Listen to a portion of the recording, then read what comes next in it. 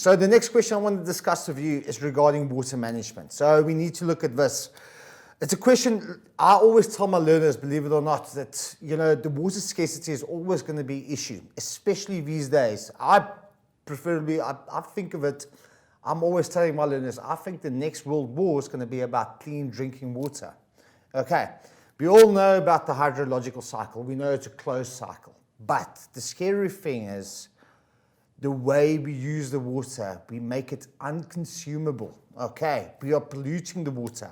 Okay, we're not using our water sustainable. Okay, so water is definitely a scarcity. Even though the world is covered with 72% of water, there's still a scarcity for clean drinking water. And this brings us to our next question, catchment areas. Okay, catchment areas is the rainwater that collects over a certain area and the management of it. Okay. Now, if you look at figure 1.6, vitally important. So everything I see in this image, nothing is good, okay? Because they've mentioned industries. Now, first of all, let's just look at our river, okay? There's our river, that's the catchment area. There's the river, okay? There's a tributary joining it. Where the rivers join, I hope by now you've learned, because we looked at it in the previous question, that's confluence.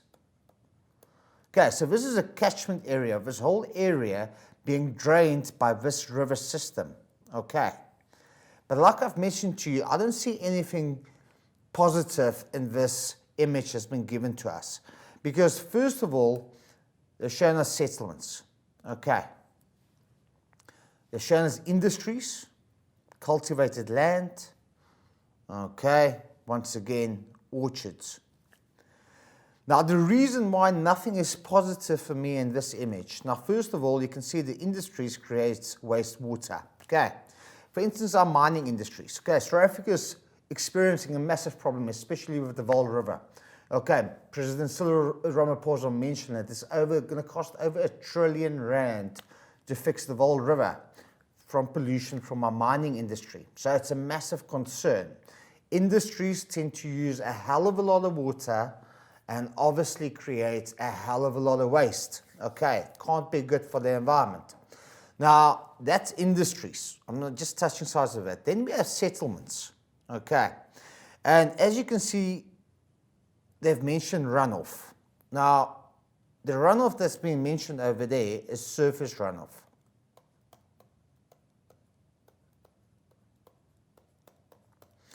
Now, these settlements create surface runoff. Now, let me explain surface runoff. Okay, water flows in two ways. Surface runoff, on top of the surface. Groundwater runoff is when the water infiltrates into the surface. Eventually, it gets saturated to our water tables and eventually back to our oceans, underground. Okay, so that's the two ways water can flow. But the problem is, we as human beings, because of human activities, we create or we cause water to flow according to surface runoff. Okay, the water don't have chance to infiltrate. Okay, simple reason why is because what do? We deforestate. Okay, deforestation, we remove vegetation such as plants, trees, because what do? They cause infiltration. They promote groundwater. Okay, because they allow the water to infiltrate. In last week's episode, I used a beautiful example. If we look at the school situation, if it rains and you take the rugby field to the quad, two different areas, the rugby field is covered with what? With grass, with vegetation. And you have your quad where you have assemblies. It's covered with concrete, okay? Now, if you look at, let's say after a high-felt thunderstorm, right? We experience rainfalls in the afternoon. What's going to happen with the water in the rugby field? It's going to infiltrate. What's going to happen with the water on the quad, assembly quad? It's going to experience runoff. Okay, it's going to the sewage systems. So much of the water are getting lost. So that's exactly what's happening with our settlements. What do? When we construct houses, what do? We deforestate. Okay, we remove vegetation to build infrastructure. Now, when we talk built infrastructure, I'm not only talking about the houses, but I'm talking about tar road surfaces. Okay, I'm talking about artificial surfaces that creates runoff. Okay, but besides for that, right? I'm just going to say they promote surface runoff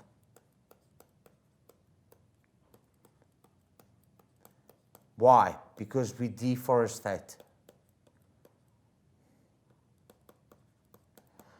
And what else do we do?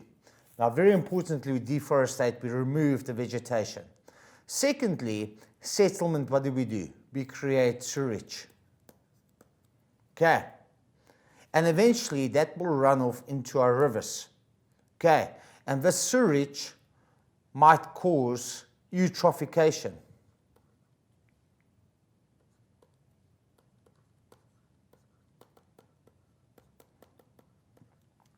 Now, quickly give you a life science lesson. The life science students will actually know what I'm talking about. Eutrophication. The best possible example of eutrophication that we experienced in South Africa is Hartbeespoort Dam. Okay, fantastic area. Very close to Johannesburg, close to Pretoria. But unfortunately, not the most, you don't, put it this way, you're right, not the most attractive place to go and stay these days. The simple reason why is because the water of Hartbeespoort Dam is actually rotting. Okay, now how is this possible? How is this happening?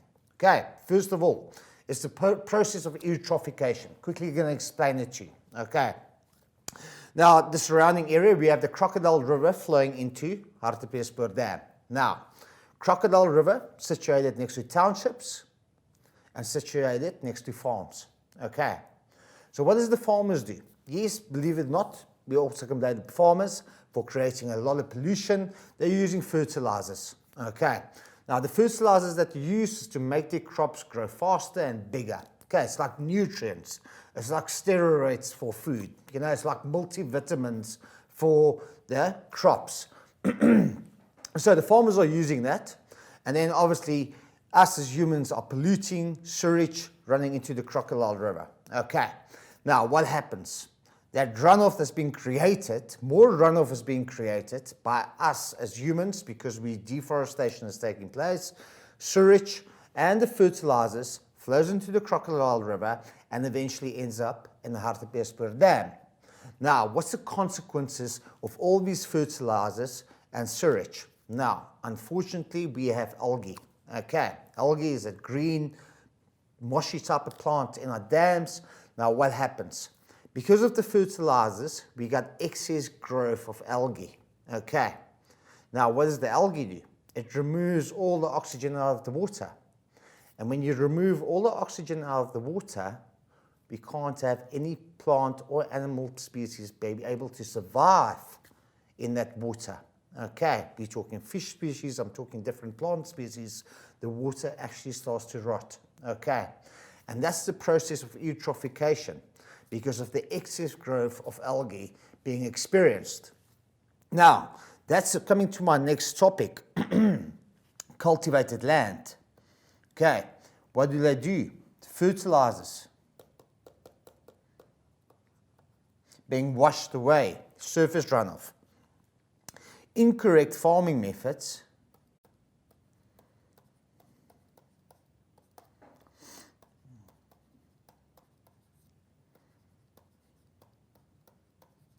and when I talk about incorrect farming methods, I just want to write it there in the bottom. Let me just write it down there.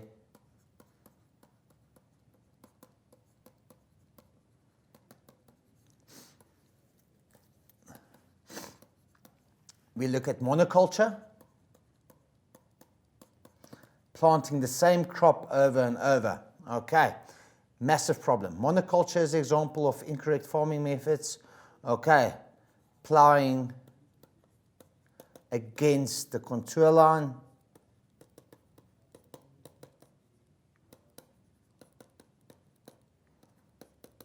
And eventually that will lead to soil erosion.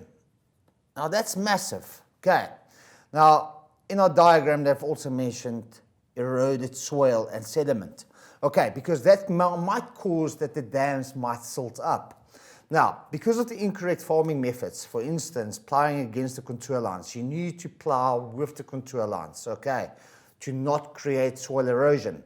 Deforestation creates soil erosion. Because what do? We remove the vegetation, the roots of the plants, of the trees, keep the soil intact.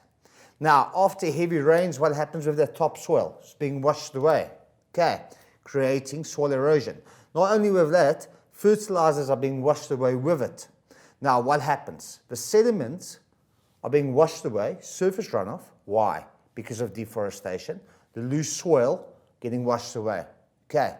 All of that are being washed away into our river channels. Eventually, what will happen to our river channels? We're experiencing lots of deposits of sediments, and it will lead up to dams or rivers silting up. Okay, eventually. Silting up means if you look at the volume of the actual volume, there's going to be more sediments than actual water in our rivers. Okay, because of the silting, because of the erosion that is taking place, because of all the soil erosion taking place over time. Now, and as you can see, the groundwater discharge to the streams will obviously decrease. So nothing good is happening over here. We have settlements creating deforestation, the sewage of people that might lead to eutrophication. Runoff has increased. Why? Because we built in artificial surfaces, right? We deforestate. We've got industries polluting the water, creating wastewater. We have the farmers to blame, the cultivated land, because they're using too much fertilizers, incorrect farming methods that might lead to erosion as well as monoculture, right? So that's the river management where we are, right? So this is the whole catchment. So we have so many different factors having a negative influence on the catchment of the river, okay? And we need to be able to manage this properly, okay? Because like I said to you, clean drinking water is a necessity, okay? But let's have a look at the questions that's being asked. Now, if you look at question 1.6.1, what is the main source of wastewater? Now, as you can see, they show it even with an arrow, is the industries. Just want to write it down there.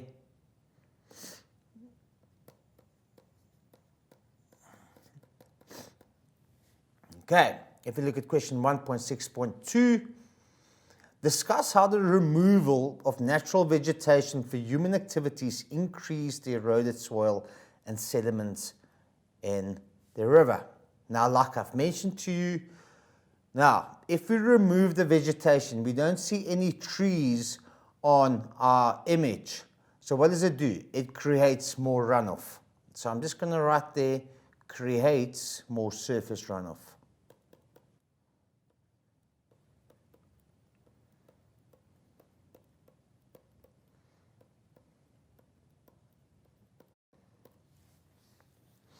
Now, if you look at question 1.6.3, explain how runoff from both settlements and cultivated land decreases the quality of water.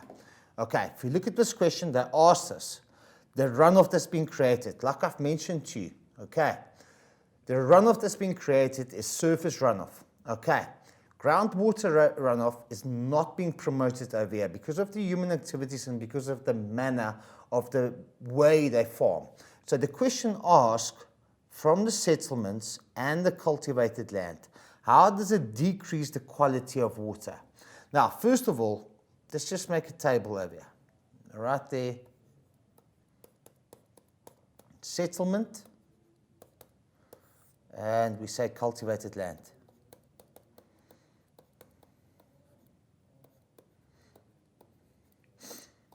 Now, first of all, the settlement is where people live. So what do? We create sewage, untreated sewage,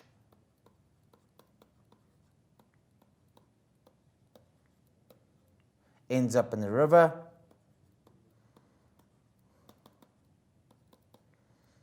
Now, first of all, the question states the quality of water. First of all, it's going to pollute the water. Okay, can cause disease.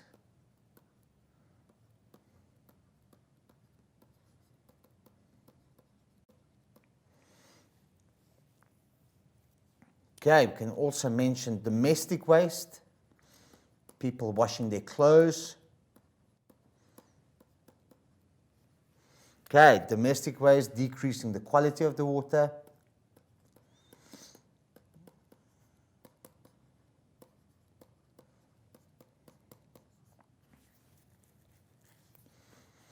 And lastly, we can also mention grey water.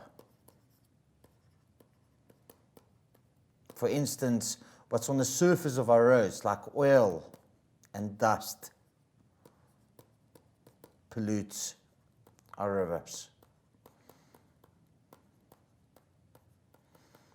Okay, so all this human activity, is it from sewage, untreated sewage, very importantly, because, you know, sewage, the government, municipalities do build infrastructure to sort this type of problems out, okay? But once again, we have a massive problem of urbanisation, overcrowding taking place, too much people, too much sewage. Yes, we do experience that. We're talking about grey water, especially when you look in townships. There is still people using the river systems to do daily chores, for instance, washing their clothes, fetch drinking water. Okay, all of these activities can cause pollution and decreases the quality of the water. Now, same with settlements, the cultivated land, the farmers also decreases the quality of the water. Now let's have a look at it. Cultivated land, for example, I've mentioned to you the fertilizers.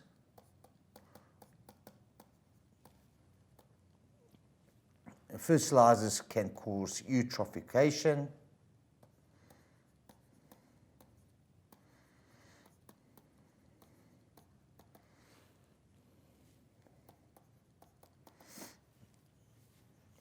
Now, for instance, the pesticides as well can be a massive problem. Pesticides used for crops can pollute the water.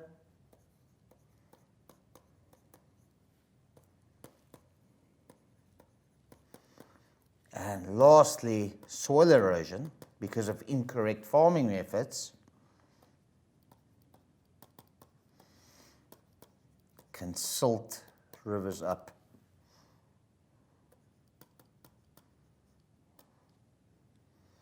And make the water murky.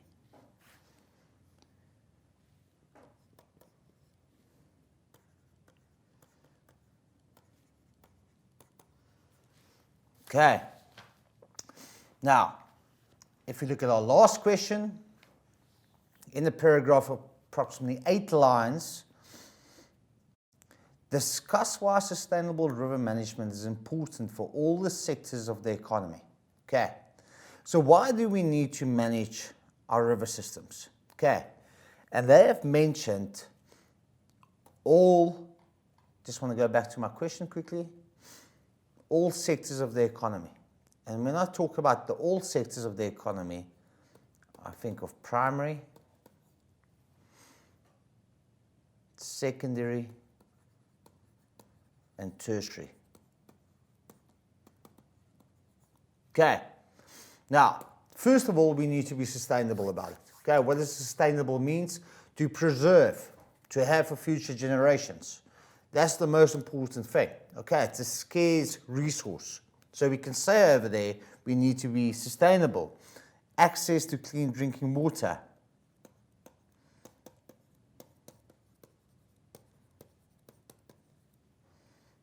For future generations.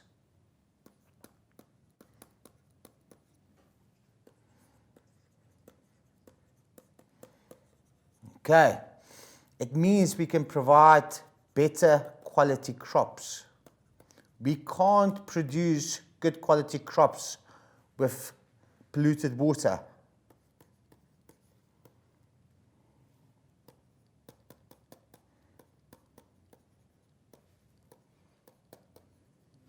Now, with enough water, our exports will increase.